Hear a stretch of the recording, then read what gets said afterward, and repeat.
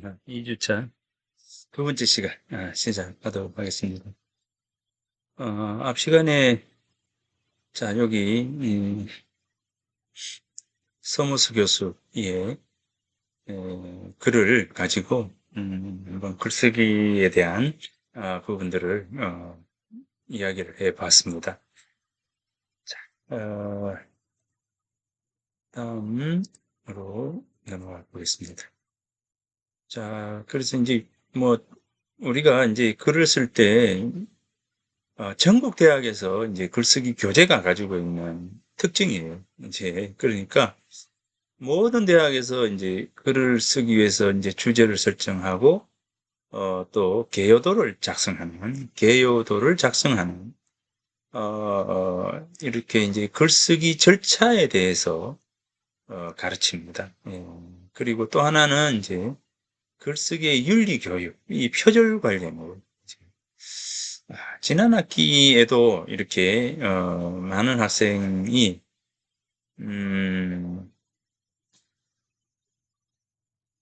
글을 써와라 이렇게 하면 많은 학생이 인터넷에 있는 자료들을 가져와서 아무 가감이 없이 자기의 글처럼 이렇게 제출하는 친구들의 글을 봅니다.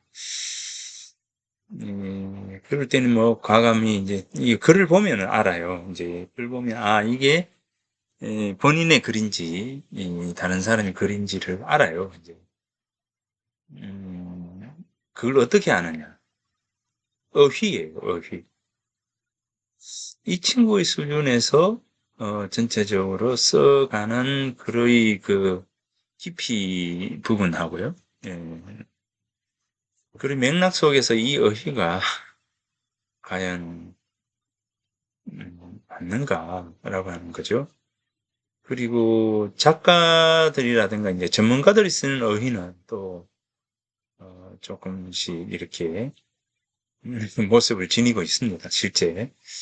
그래서 대학생으로서 학생이 구사하는 전문 용어가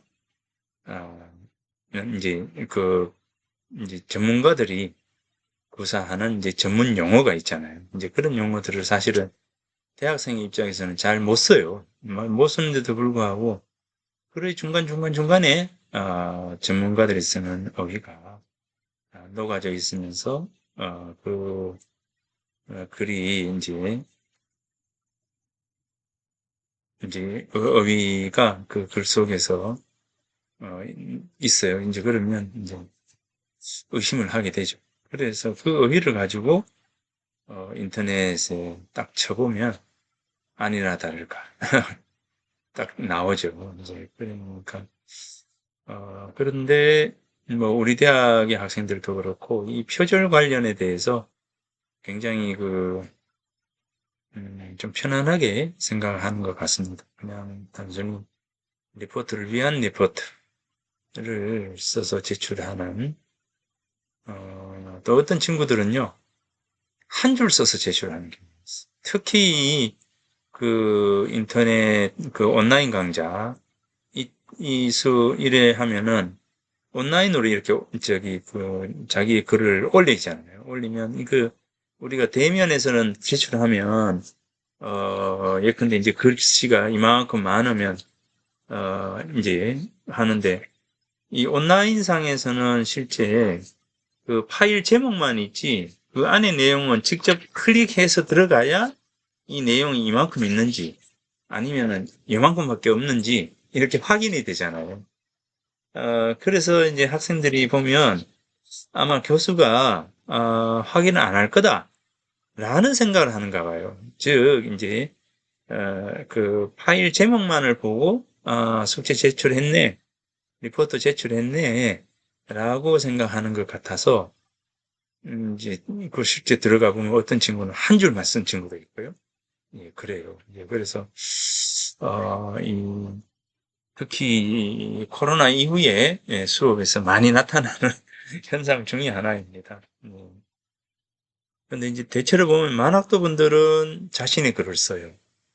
자신이 못 써도, 자신이 글을 쓰려고 노력을 하고, 그런 게 좋아요. 저는, 이제, 학생들이 잘 쓰고 못 쓰고를 떠나서 자신의 글을 쓰도록 하는 것이고, 자신의 글을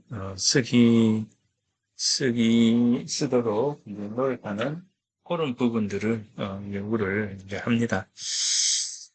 아무튼 표절 관련이 이제 있습니다.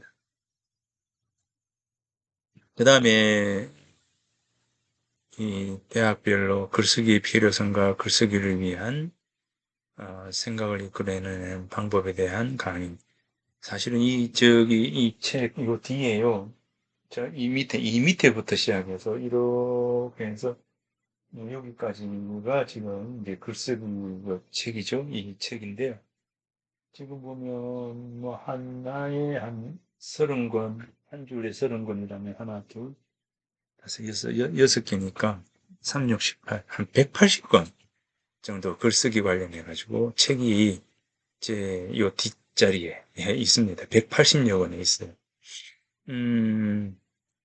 그러니까 우리나라 각 대학에서 하고 있는 글쓰기 교재가 제 연구실에 다 있다고 보면 됩니다.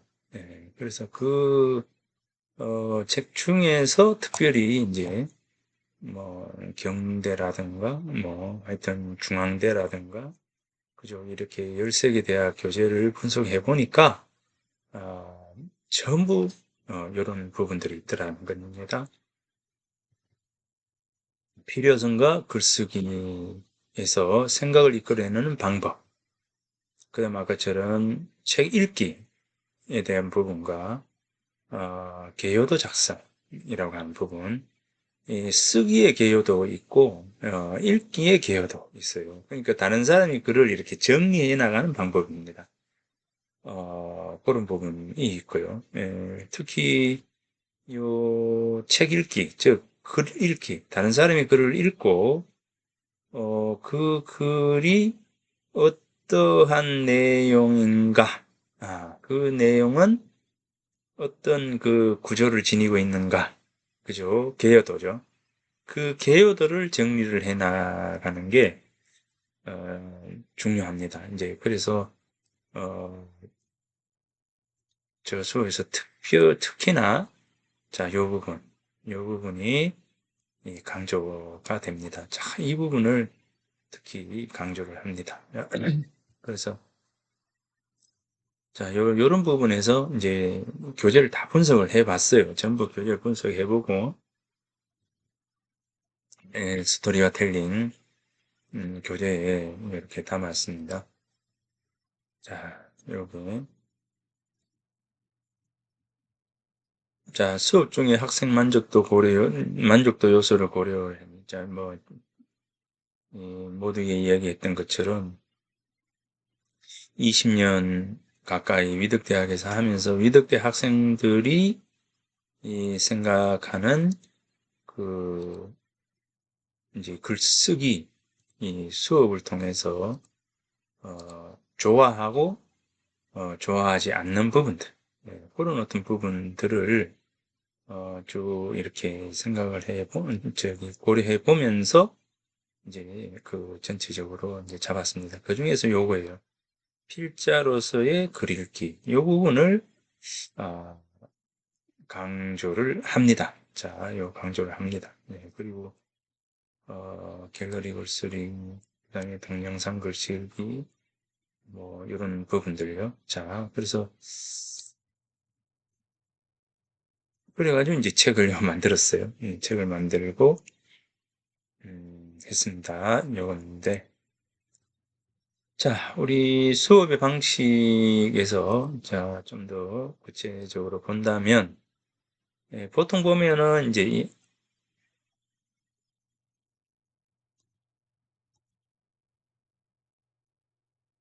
치우기가 보통 보면은 자, 단어가 이제 두 개의 단어가 모여서 문장이 되죠. 나는 간다. 이렇게 되죠. 나는 간다. 이렇게 나라고 하는 거. 그 다음에 가다. 이거죠. 이제 그러니까 나라고 하는 이제 이 대명사와 가다라고 하는 이 동사죠. 예, 그래서 이 두 개의 동사가 이제 합해지게 됩니다. 지는데 여기에 나는이라고 해서 요거를 주체로 볼 때 주격에 해당되는 이 는 조사가 이제 붙게 되죠. 그래서 나는 간다. 이렇게 간다. 이렇게 됩니다. 그런데 이 나라고 하는 이게 여기에서 주어를 이제 만들 때 뭐가 붙습니까? 나, 내가 이렇게 되죠. 이제 가가 붙을 때요. 그 다음에 이제 이 나가 있을 때 여기에 목적어인 를이 오게 되면 나를 이렇게 돼 있죠. 나라고 하는 것에서 서술어인 이다, 입니다. 자, 입니다가 붙읍시다. 요게 서술어예요. 자, 서술격 조사죠. 자, 요게 서술격 조사예요. 서술격 조사, 목적격 조사, 주격 조사 이렇게 되죠. 그러면 나는 나예요. 그런데 여기에서 주격 조사가 붙으면 얘를 주어라고 하고요. 그죠? 주어라고 말하죠. 그죠? 여기에다가 나에다가 목적격 조사가 붙으면 목적어. 자, 목적어라고 합니다. 자, 목적어가 돼요. 자, 요 나에서 서술격 조사가 붙으면 얘를 서술어가 되죠. 자, 이거예요, 서술어. 그러니까 이제 나라고 하는 대명사에 무엇이 붙느냐에 따라서 주어가 되기도 하고 목적어가 되기도 하고 서술어가 되기도 한다. 자, 그래서 이제 우리가 하나의 문장 이렇게 이야기할 때는 주어와 서술어가 있는 게 바로 문장이라는 거죠. 주어와 서술어가 있는 것이 한 문장이라는 겁니다.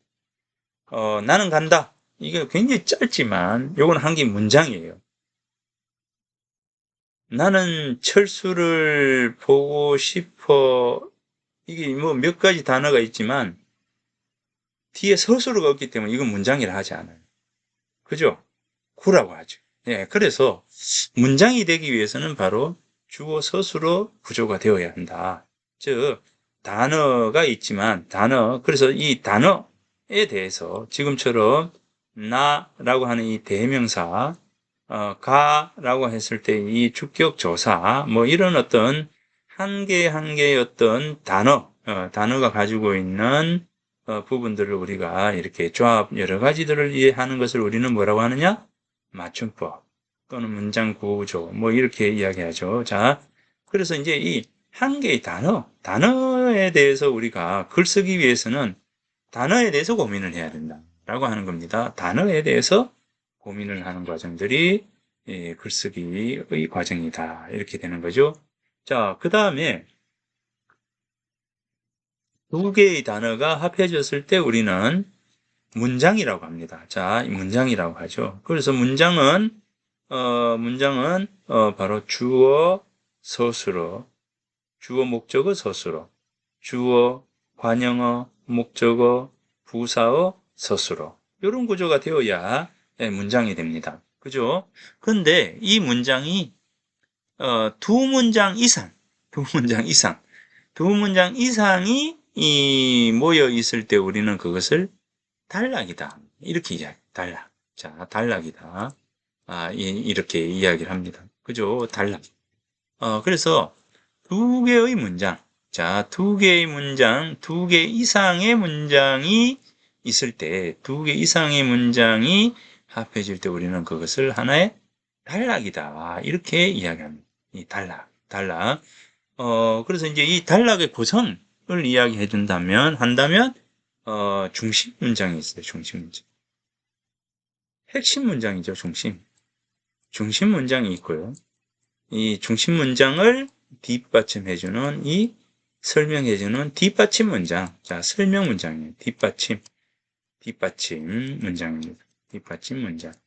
자, 요게 이제 단락이에요. 자, 우리가 단락을 이야기할 때 중심 문장이 있고 이 중심 문장을 뒷받침해주는 설명 문장이 있다는 거죠. 나는 너를 좋아해. 자, 나는 너를 좋아해. 이렇게 되죠. 그래서 이 중심 문장은 굉장히 추상적입니다. 모호해요. 정확하고 구체적이지 않아요. 난 너 좋아해. 이러잖아요. 좋아하는데 어떻게 좋아합니까? 그러면 항상 질문이 들어오게 마련이에요. 나는 너를 좋아해. 이렇게 할 때, 나 너 좋아. 이렇게 이야기할 때, 그러면 이제 우리가 질문을 하겠죠. 얼만큼 좋아해? 이렇게 하죠. 그러면 뭐, 하늘만큼 땅만큼 좋아해. 나는 너를 좋아해. 하늘만큼 땅만큼 너를 좋아해. 이렇게 할 때. 요게 뒤에 뒷받침 설명 문장이에요. 뒷받침 문장. 자, 나는 너를 좋아해 할 때 요거는 중심 문장이 되고 이 중심 문장을 설명해 주기 위해서 뒤에 뒷받쳐주는 문장이 바로 요거 뒷받침 문장이에요. 그럼 나는 너를 좋아해. 하늘과 땅만큼 너를 좋아해. 너와 헤어지고 돌아서면 너가 보고 싶어. 이 보고 그 좋아하는 어떤 마음의 감정을 설명해주는 문장들이 뒤에 따라붙는. 요게 바로 한 단락이라는. 그죠? 한 단락이라는. 그래서 이 단락은 한 개의 주제를 지니고 있어야 한다는 겁니다. 한 개의 주제를 지니고 있어야 한다. 문장이 두 개 이상이어야 한다. 두 개 이상인데 그 중에 하나는 뭐냐? 중심 문장이고 이 중심 문장을 설명해주는 뒷받침 문장이 의 구조로 되어 있어야 한다. 이거에 단락이에요. 그 다음에 이 단락이 두 개 이상이 합해질 때 우리는 그것을 글이라고. 한 편의 글. 주제를 가지고 있는 한 편의 글을 이야기할 때 두 개의 단락. 예컨대 가장 쉽게 이야기한다면 서론이 있고, 그죠? 본론이 있고, 결론이 있다고 합시다. 그러면 보통 보면 서론이 한 개의 단락이 있고, 본론에는 뭐 두 개 정도 또는 세 개 정도의 단락이 있겠죠. 그 다음에 이제 결론 한 개의 단락 이렇게 됩니다. 그러면 하나, 둘, 셋, 넷, 다섯. 이 다섯 개의 단락이 이렇게 한 편의 글이 된 구조입니다. 물론 여기 본론이 두 개일 수도 있고 하나일 수도 있고 세 개일 수도 있고 다섯 개일 수도 있어요.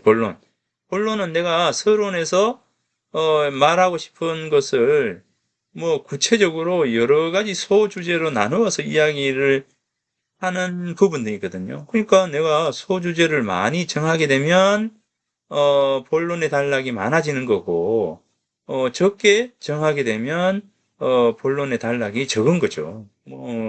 가장 적은 것은 뭐냐면 서론 하나, 본론 하나, 결론 하나겠죠. 그죠? 그러니까 하나, 둘, 셋, 세 개의 단락이 뭡니까? 하나의 글이 된다. 그래서 이 글이라고 이렇게 이야기할 때, 글 좀 써봐. 이렇게 이야기할 때는, 여러분들은, 하나의 어떤 주제를 가지고 글을 쓰세요. 이렇게 이야기할 때는 반드시 두 개의 단락 이상을 가지고 써야 글이 된다. 이겁니다.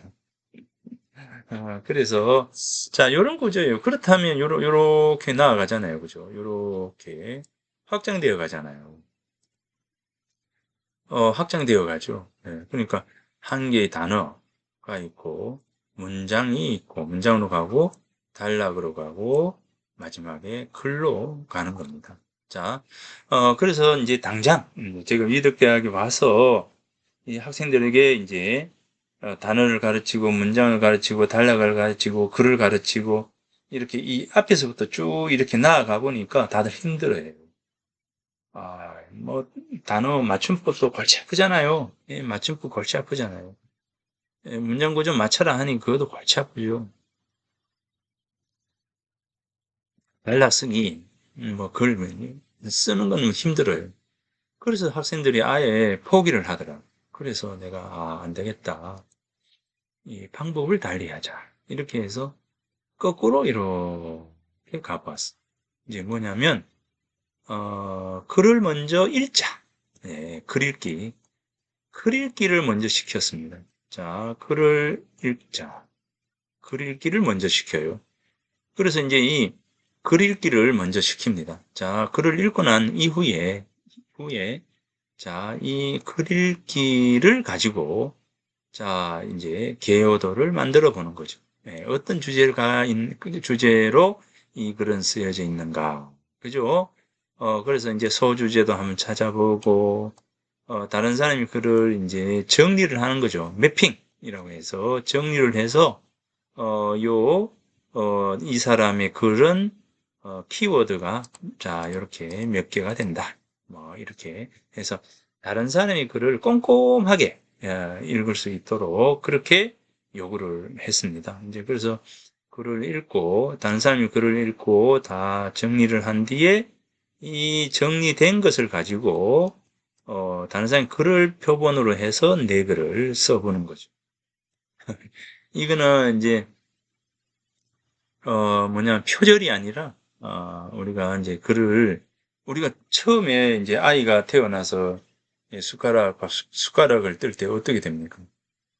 결국은 우리는 모방이에요, 모방. 모방을 통해서 창조가 이루어지잖아요. 그래서 다른 사람이 글을 많이 읽고, 다른 사람이 쓴 글을 따라서 내가 한번 글을 지어보고, 그러다 보면 나만의 스타일, 나만의 방식의 글 쓰기가 이루어집니다. 그때부터 이제 자기 글을 쓰기 시작하는 거죠.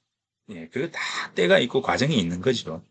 뭐 초등학생에게 너의 글을 써라. 이 요구하는 것은 사실은 어려운, 뭐 어불성설이에요, 사실은. 물론 이제 천재적인 작가, 는 태어날 때부터 대단한 능력을 소지한 사람도 있습니다. 몇몇을 제외하고는 결국 이 성장의 과정에서 쭉 이렇게 가면서 자기의 글을 쓰기 시작하는 겁니다. 자, 그래서 거꾸로 내려가겠습니다. 상대의 글을 읽고 그 다음에 단락쓰기를 하고 그 다음에 이제 문장 구조를 익히고 그 다음에 맞춤법을 하는 이제 이런 구조로 쭉 이렇게 이제 하도록 하겠습니다. 여기 이렇게 진행이 됩니다. 수업은요.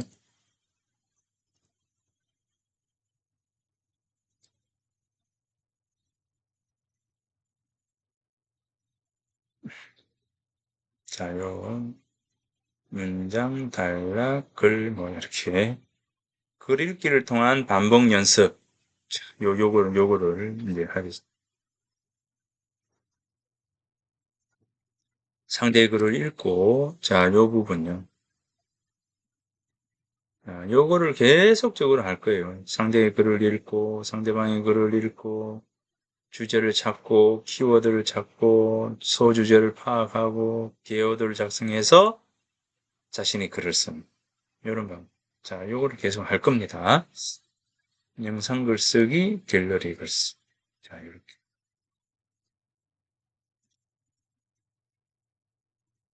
자, 여기 지난 시간에 이야기했던 것처럼 출석은 20점, 중간고사 25점, 기말고사 35점,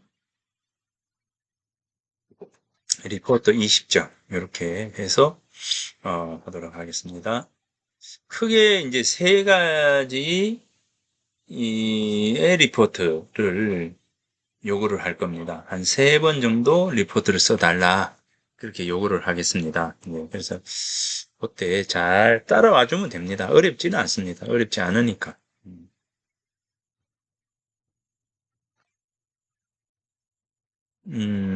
자, 여기는 이제 지난주에 뭐 이야기를 뭐 이런저런 책 소개도 쭉 하고 뭐 해서 아마 요 한 주씩 조금 늦어질 것 같아요. 그죠? 늦어질 것 같습니다. 그러나 꼼꼼히 걸어가 볼게요. 꼼꼼히 한번 걸어가 보겠습니다.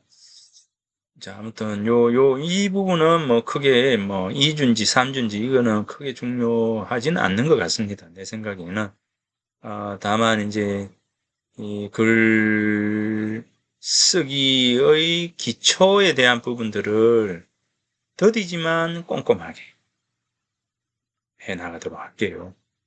뭐 촥촥촥 빠져나가는 것이 중요하지만 어찌 보면 꼼꼼히 나아가는 것도 중요하리라 생각을 합니다. 음, 자, 마지막에 시다르타 독서 감상.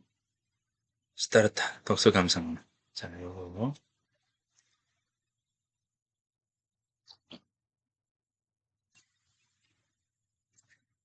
책을 이거 사십시오. 시다르타. 자, 요거는 꼭 사시면 좋겠습니다. 소설 시다르타. 자, 요게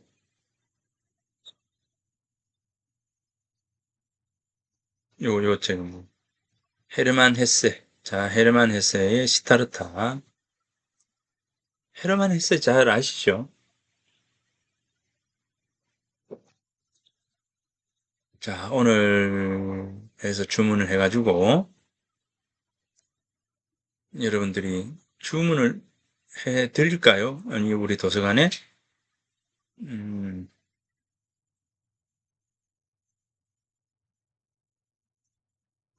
아무래도 인터넷 서점에서 주문하시는 게 나을 것 같기는 한데, 그죠?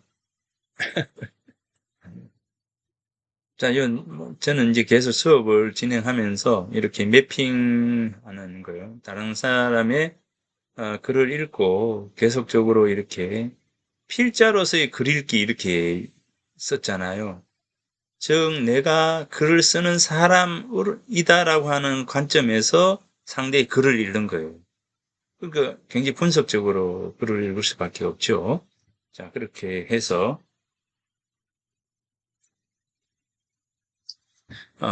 글을 읽도록 하겠습니다. 이렇게 요걸 매핑이라고 하는데 참 이게 이루어지면 우리가 굉장히 꼼꼼하게 상대의 글을 읽습니다. 지난 그 주인가요? 뭐 우리가 이제 내가 제가 이제 국문과 출신이니까 국문과 글을 많이 쓰게 하잖아요. 예, 굉장히 그 은사님들이 혹독하게 했어요.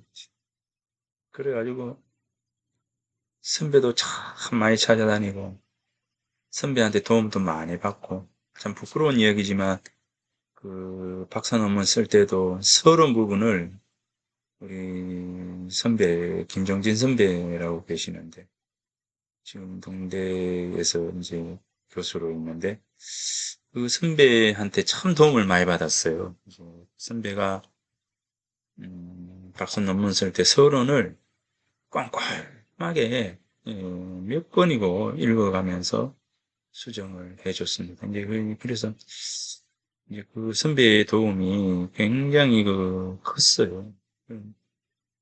아까 동료 첨삭 있었죠. 그것처럼 이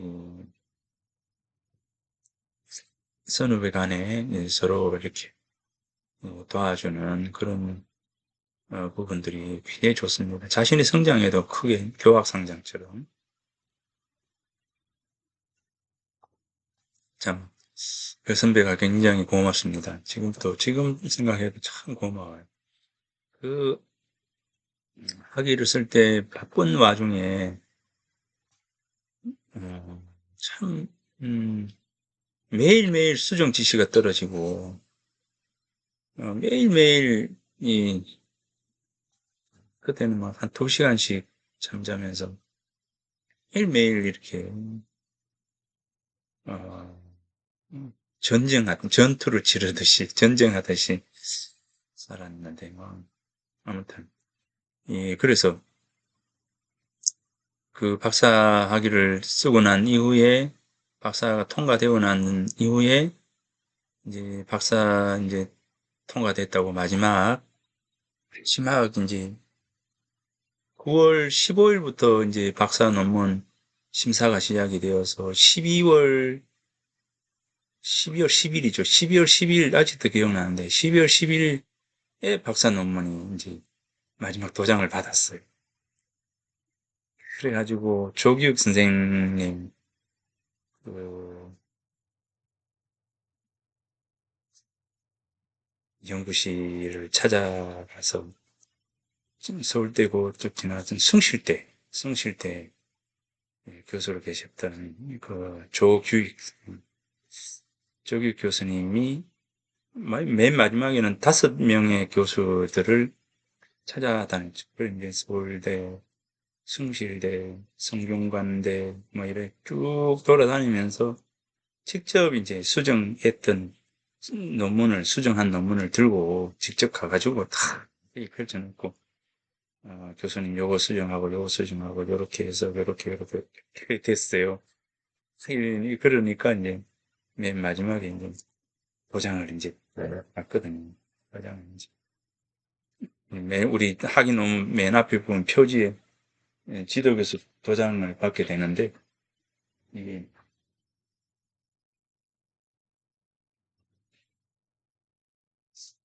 뭐 이런 것도 다 마찬가지일 텐데 이런 게 있잖아요. 이건 석사 논문인데 요거 있잖아요. 뭐 심사위원 요 석사 논문이라서 이게 이 3명인데 박사는 5명이거든요. 그래서 여기에 이제 도장을 다 받아야 돼. 도장을 다 받아야 됩니다. 그러니까 도장 받을 때는 이제 교수님 연구실로 가죠. 가가지고 마지막 연구실에 가서 도장 받고 돌아 나오면은 막 신나죠. 막 세상이 모두 나의 것이 되는데. 그래서 이제 쭉 서울대를 가서 서울대에서 나와서 숭실대로 가서 숭실대에 나와서 성균관대학으로 가서 성균관대학에서 도장을 받고 이제 동대로 이제 와서 지도 교수님 다 만나가지고 도장 다 받았습니다. 이렇게 해가지고 수고했다 이제 신박사 이렇게 호칭이 도장을 탁 받고 돌아오니까 신박사 이렇게 신상구 박사 이러면서 축하합니다 이렇게 됐어요. 그래서 그 다음부터 나에 대한 호칭이 신상구 박사예요. 신박사 이렇게 했는데 아무튼 그러면서 이제 선생님이 하셨던 말씀이 뭐냐면 지금까지의 과정은 연구를 수행하기 위한 기초 단계 이렇게 했었어요. 이제 기초를 마친 거다 이렇게 말씀하셨어요. 이제 그러니까 기초 과정이 끝났다. 뭐 박사가 이제 넓을 박자잖아요. 뭐 대단한 어떤 능력을 가지고 있는 사람이 아니라 연구를 수행하기 위한 이 기초 단계를 마친 상태다. 이렇게 이야기하셨어요. 이제 그래서 이제 기초를 뗐으니까 지금부터는 자네의 공부를 깊이 있게 할 수 있도록 하게 이렇게 하셨어요. 그래가지고 바로 그겁니다. 우리가 이제 학교 공부는요, 내 공부를 하기 위한 기초예요, 기초, 기초가 바로 이제 학교 공부입니다. 이제 뭐 성인학자분들도 계시고 이래 하지만, 사실은 이 대학의 공부가 그 기초들을 익히도록 하는, 기초 수련의 단계가 바로 이제 대학의 공부고, 정규 과정 속의 공부입니다. 이제 학사, 석사, 박사 이렇게 하지만 학사 때의 공부와 석사 때의 공부와 박사의 공부가 각기 다르죠. 깊이가 다른데 아무튼 이 모든 교과 과정 속에서의 이 학위 과정은 다 기초 공부예요. 우리가 보통 보면 기초 있고 심화 있고 이런 거잖아요. 그러면 이제 석사 박사 이쪽은 심화예요, 심화. 그것의 차이일 뿐이지 실제적으로 기초예요, 기초. 기초 심화죠. 완성이 아니라는 겁니다. 그러니 어, 공부를 위한 기초를 가르치는 게 바로 대학의 공부다. 그래서 대학 공부 때는 하게 또는 이제 공부를 하기 위한 어떤 부분들을 이렇게 가이드, 길라잡이를 해주는 부분들이 사실은 교수들의 몫이죠. 예, 역할이기도 하고요. 그런데 실제 공부는 누가?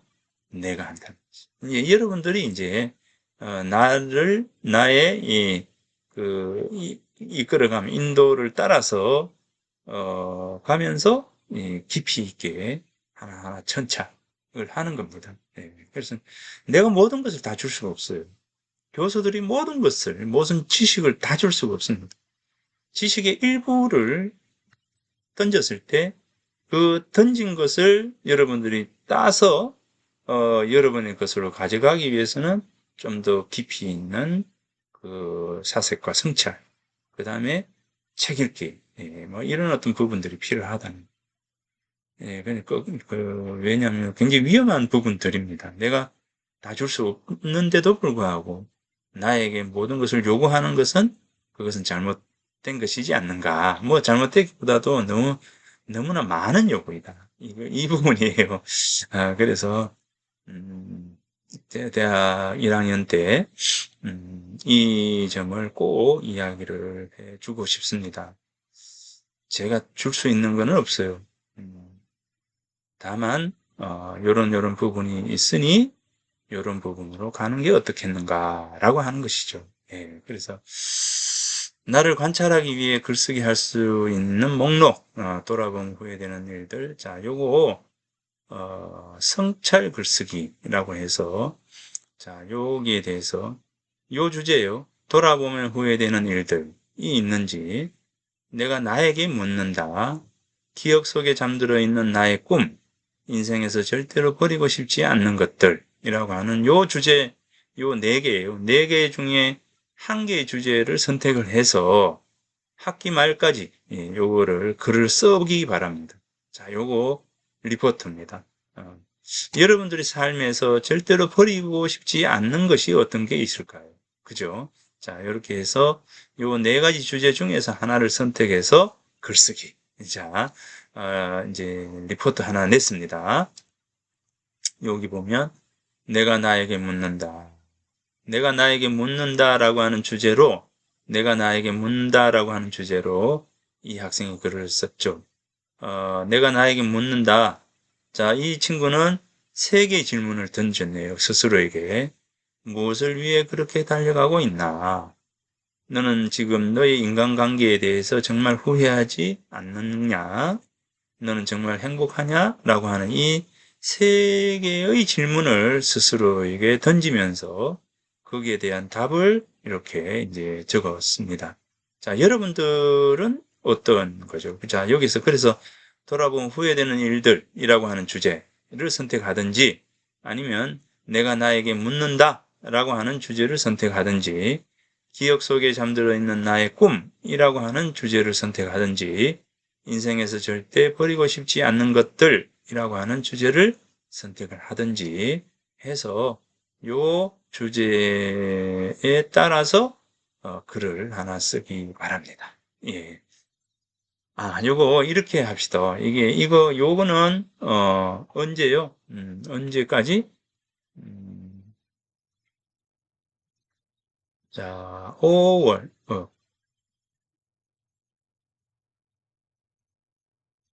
자, 5월 첫째 주. 자, 5월 첫째 주에 제출을 하도록 합시다. 자, 5월 첫째 주 같으면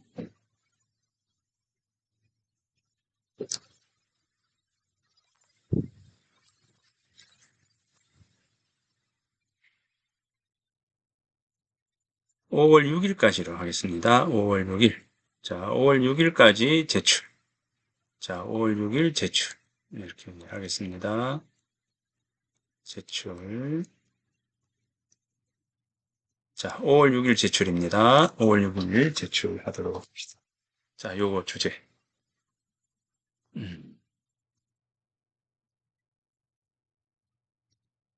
자, 한번, 자, 독립 영상 글쓰기, 이게 이제, 이렇게 됩니다. 자, 요게 이제, 여기부터 이번 주에 하기로 했는데, 요 앞에 이야기가 좀 길어지네요. 자, 다음 시간에, 자, 삶의 길, 책 읽기 중요성에 대해서 하도록 하겠습니다. 자, 그러면, 오늘 수업을 여기서 마치도록 하겠습니다. 수고했습니다.